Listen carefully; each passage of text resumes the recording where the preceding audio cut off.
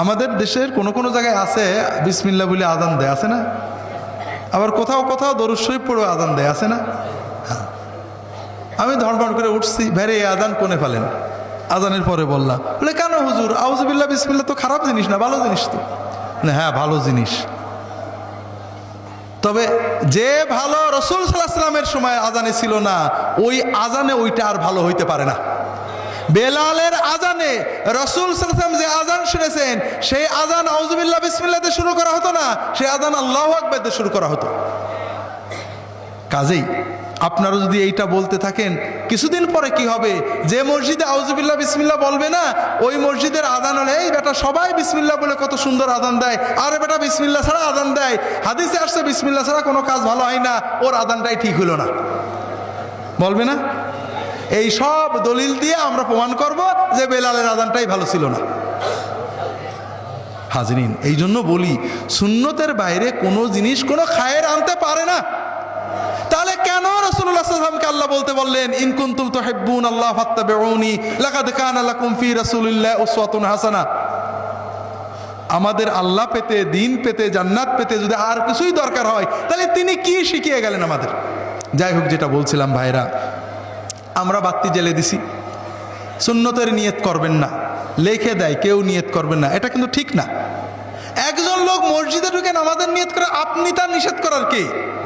আপনি মসলা বলতে পারেন যে মাকরু ওয়াক্তে এই সময়ে নামাজ পড়া মাকরু, খুতবা, আরবি খুতবা শুরু হলে নামাজ, আপনি মসলা লিখতে পারেন, কিন্তু বাংলা আলোচনা শুরু হলে সে সুন্নত পড়তে পারবে না, লাল বাতি জ্বেলে দিলে পড়তে পারবে না, সে নিয়ত করবে, তার নামাজ শেষ না হলে মসলা আছে, একামত দিয়ে দিলে কি করতে হবে, তার মসলায় সে চলবে, কিন্তু আপনি যে নামাজ পড়তে নিষেধ করার কে? সবচেয়ে বড় কথা কি, যে আমরা রাসূল সাল্লাল্লাহু আলাইহি ওয়াসাল্লামের একটা গুরুত্বপূর্ণ সুন্নতকে মেরে ফেলছি। এখন আমাদের ছেলে নানা যুক্তি দিচ্ছে, হুজুর কিছু পেতে গেলে কিছু ছাড়তে হয়, আমরা যে বয়ান করি সে যদি না শোনে, নামাজই পড়ে, তাহলে শুনবে কি করে? একটা ভালো দিন শিখতে বলো যে যারা আছে তারা শুনুক, কোনায় 2 মিনিট নামাজ লাগবে 2 রাকাত, বলে যে সবাই তো জানে, ওর জন্য মানে যত যুক্তি, অর্থাৎ মুসল্লি নামাজে আসতেই থাকবে, আমি নতুন নতুন করে পুরনো কথা, এমন তো না। আমরা আলোচনা করব, যে ব্যক্তি আসবে যদি নামাজ পড়ে আলহামদুলিল্লাহ, না পড়ে তার দায়িত্ব, আমি তাকে নিষেধ করব কেন? রাসূল সাল্লাল্লাহু আলাইহি ওয়াসাল্লাম বলছেন, লা ইয়াজলিসান্না, খবরদার যেন না বসে 2 রাকাত নামাজ পড়ে, আর আমি বলছি লা ইয়াজলিসান্না, অবশ্যই বসে পড়বা নামাজ না পড়ে।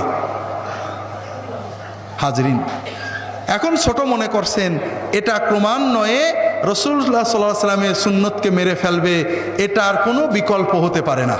কথা কি বুঝতে পেরেছেন? কাজেই সুন্নতকে জানার পরে আমাদের কাজ হবে যে কোনো মূল্যে সুন্নতকে ভালোবাসা, রাসূলুল্লাহ সাল্লাল্লাহু আলাইহি ওয়াসাল্লামের সুন্নতকে কায়েম করার, জিন্দা করার। আমরা যেটা করি এটার প্রতি যত ভালোবাসা আছে, যুক্তিতর্ক দিয়ে সেটা আউট করতে হবে। যুক্তিতর্ক দিয়ে নবীর সুন্নত আউট করার মানসিকতা যেন আল্লাহ আমাদের না দেন। আল্লাহ হেফাজত করুন, আমিন।